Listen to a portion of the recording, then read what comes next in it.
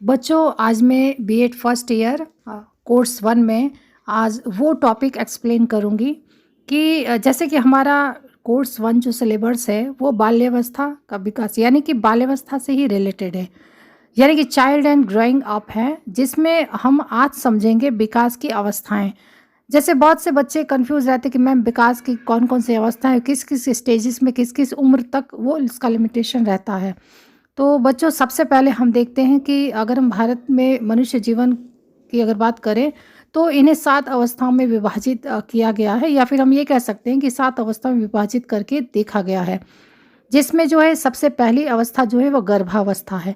यानी कि बालक जब गर्भ में आता है तब से लेकर के जन्म तक की जो अवस्था है उसे हम गर्भावस्था के रूप में देखते हैं। यानी कि गर्भाधान से जन्म तक, यानी गर्भाधान से जन्म तक की अवस्था जो है उसे गर्भावस्था कही जाती है।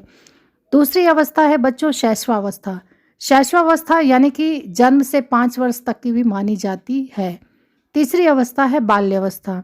बाल्यावस्था में 5 वर्ष से 12 वर्ष तक की अवस्था को बाल्यावस्था कही जाती है।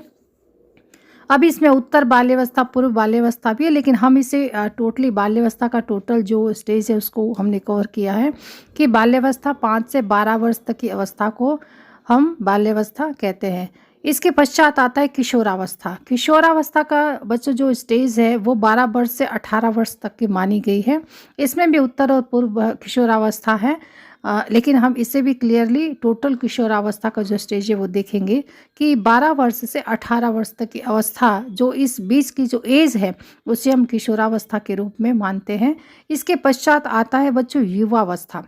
युवावस्था का जो स्टेज है वो 18 वर्ष से 25 वर्ष तक की मानी जाती है, और उसके पश्चात प्रौढ़ावस्था आता है जो 25 वर्ष से 55 वर्ष तक मानी जाती है।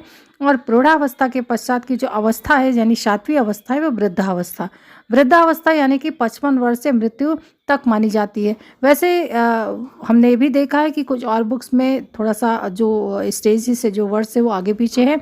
जैसे कि जनरली हम जानते हैं कि वृद्धावस्था 60 से ऊपर की एज माना जाता है, या फिर प्रौढ़ावस्था की शुरुआत 18 वर्ष से ऊपर मानी जाती है। तो यहाँ पर जो अवस्थाएं विभाजित की गई हैं इसके वर्षों में, आप अगर अलग अलग बुक्स देखेंगे तो थोड़ा बहुत अंतर जो है आपको देखने को मिलेगा। लेकिन एक्यूरेट जो हमारा जो अवस्थाएं हैं वो 7 अवस्था है: गर्भावस्था, शैशवावस्था, बाल्यावस्था, किशोरावस्था, युवावस्था, प्रौढ़ावस्था और वृद्धावस्था है। तो ये हमने आपके थोड़ा जनरली नॉलेज के लिए हमने आपको एक्सप्लेन करके बताया है बेटा।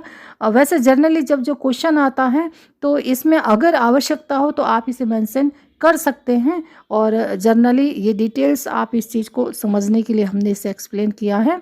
और बच्चों, अगर कोई कन्फ्यूज़न हो तो आप कमेंट्स में ज़रूर लिखिएगा और हम उस समस्या का समाधान करेंगे। वैसे भी आप सबका एग्ज़ाम तो आने ही वाला है, तो एग्ज़ाम की तैयारी पूरे मन के साथ करिए।